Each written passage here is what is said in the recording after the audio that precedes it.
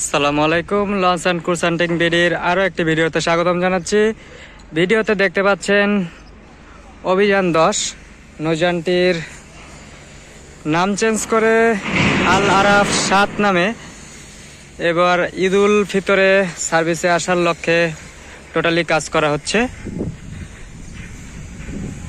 পুরো বডিতে রং সহ যাবতীয় সকল কাজ হয়ে গেছে।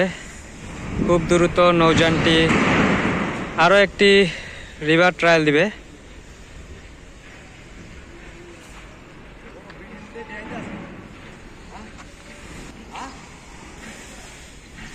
চলুন আপনাদের ভিতরে একটু ঘুরিয়ে নিয়ে আসি।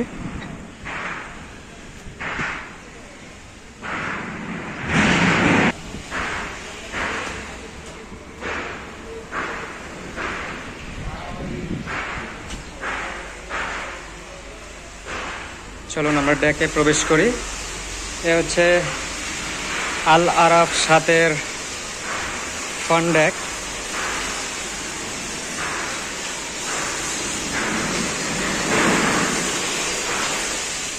নৌযানটিতে বেশ সবকিছুই কাজ শেষ পর্যায়ে নৌযানটি খুব তাড়াতাড়ি আরও একটি রিভার ট্রায়াল সম্পূর্ণ করবে।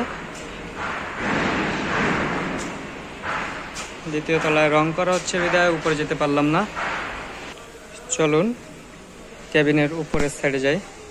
এ হচ্ছে উপরে ওঠার সিঁড়ি।